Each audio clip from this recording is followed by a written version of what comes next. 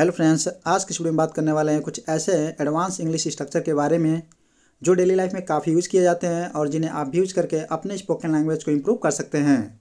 तो चलिए स्टार्ट करते हैं। जैसे कि आप यहाँ पे देख सकते हैं, not with standing. Not with standing यानी कि के बावजूद भी।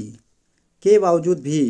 तो जब भी हिंदी वाक्यों में के बावजूद भी का सेंस आता है तो वहाँ पर आप नॉट विद स्टैंडिंग का यूज़ करके सेंटेंसेस को इंग्लिश में बना सकते हैं।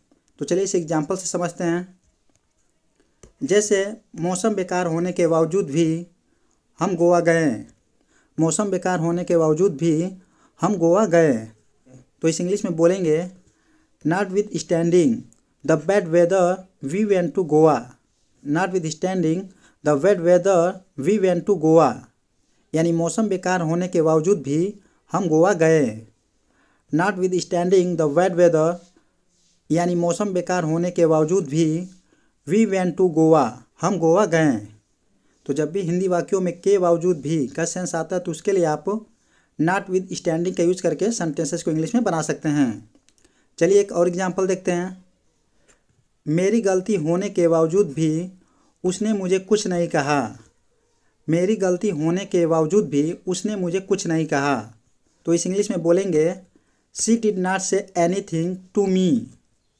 यानी उसने मुझे कुछ नहीं कहा। Notwithstanding my mistake यानी मेरी गलती होने के बावजूद भी। तो इस तरह आप नॉट विद स्टैंडिंग का यूज़ करके सेंटेंसेस को इंग्लिश में बना सकते हैं। तो चलिए अगला स्ट्रक्चर देखते हैं। यहाँ पे देख सकते हैं पाइन फार।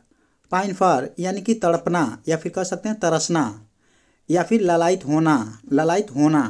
तो जब भी हिंदी वाक्यों में तड़पना या फिर तरसना या कह सकते हैं लालायित होने का सेंस आता है तो वहाँ पे आप पाइन फार का यूज़ करके सेंटेंसेस को इंग्लिश में बना सकते हैं। जैसे मैं अपने घर के लिए तरस रहा था। मैं अपने घर के लिए तरस रहा था। तो इस इंग्लिश में बोलेंगे, I was pining for my home. I was pining for my home यानी मैं अपने घर के लिए तरस रहा था या फिर अपने घर के लिए तड़प रहा था। तो जब भी हिंदी वाक्यों में तरसना या फिर तड़पना या फिर ललायित होने का सेंस आता है तो वहाँ पे आप पाइन फार का यूज़ करके सेंटेंसेस को इंग्लिश में बना सकते हैं। तो चलिए अगला स्ट्रक्चर देखते हैं। Up to the mark. Up to the mark यानी कि ठीक या फिर कह सकते हैं अच्छी स्थिति में। अप टू द मार्क का यूज वहाँ पे किया जाता है जहाँ पे कोई भी चीज़ बहुत ही अच्छी हो या फिर ठीक हो या फिर अच्छी स्थिति में हो। तो चलिए इस एग्जाम्पल समझते हैं। आजकल हमारी आर्थिक स्थिति ठीक नहीं है। आजकल हमारी आर्थिक स्थिति ठीक नहीं है। तो इस इंग्लिश में बोलेंगे, our financial condition is not up to the mark this day. Our financial condition is not up to the mark this days यानी कि आजकल हमारी आर्थिक स्थिति ठीक नहीं है। चलिए एक और एग्जांपल समझते हैं। जैसे तुम्हारा काम ठीक है। तुम्हारा काम ठीक है या फिर कह सकते हैं आपका काम बहुत ही अच्छा है। तो आप उसे इंग्लिश में बोल सकते हैं, your work is up to the mark. Your work is up to the mark यानी तुम्हारा काम ठीक है या फिर अच्छे लेवल तक है। नेक्स्ट सेंटेंस है, तुम्हारे पढ़ाने का तरीका अच्छा है। तुम्हारे पढ़ाने का तरीका अच्छा है। तो इस इंग्लिश में बोलेंगे, your way of teaching is up to the mark. Your way of teaching is up to the mark यानी तुम्हारे पढ़ाने का तरीका अच्छा है। तो इस प्रकार आप अप टू द मार्क का भी यूज करके सेंटेंसेस को इजीली इंग्लिश में बना सकते हैं। नेक्स्ट है सो what if. So what if यानी तो क्या हुआ अगर। तो क्या हुआ अगर। तो जब भी हिंदी वाक्यों में तो क्या हुआ अगर का सेंस आता है तो वहाँ पे आप सो व्हाट इफ़ का यूज करके सेंटेंसेस को इंग्लिश में बना सकते हैं। तो चलिए इसे भी एग्जाम्पल समझते हैं। तो क्या हुआ अगर वो हमारी चाल समझ गया। तो क्या हुआ अगर वो हमारी चाल समझ गया।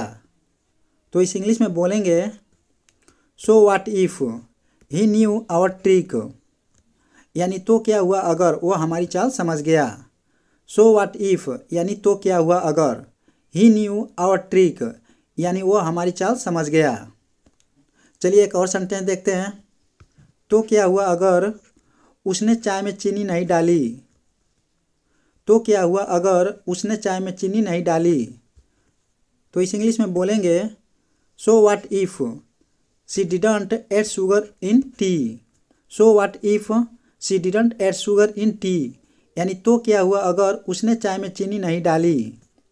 सो व्हाट इफ़, तो क्या हुआ अगर, she didn't add sugar in T, उसने चाय में चीनी नहीं डाली। तो इस प्रकार जब भी हिंदी वाक्यों में तो क्या हुआ अगर का सेंस आता है तो वहाँ पे आप सो व्हाट इफ़ का यूज करके सेंटेंसेस को इंग्लिश में बना सकते हैं। नेक्स्ट है if possible.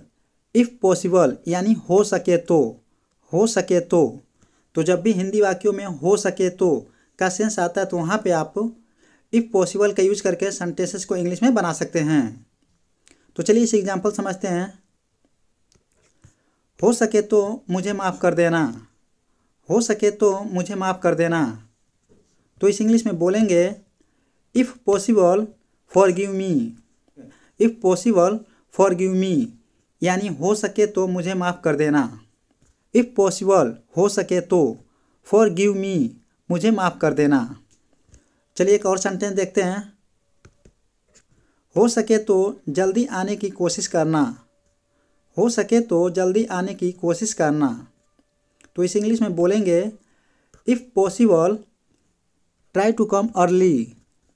If possible try to come early, यानी हो सके तो जल्दी आने की कोशिश करना। तो इस प्रकार जब भी हिंदी वाक्यों में हो सके तो का सेंस आता है तो वहाँ पे आप इफ़ पॉसिबल का यूज़ करके सेंटेंसेस को ईजिली इंग्लिश में बना सकते हैं। तो ये थे आज के कुछ ऐसे इंपॉर्टेंट इंग्लिश स्ट्रक्चर जिनके माध्यम से आप अपनी स्पोकन लैंग्वेज को इम्प्रूव कर सकते हैं। तो आज की वीडियो में बस इतना ही, मिलते हैं नेक्स्ट वीडियो में, तब तक के लिए नमस्कार। Thanks for watching this video.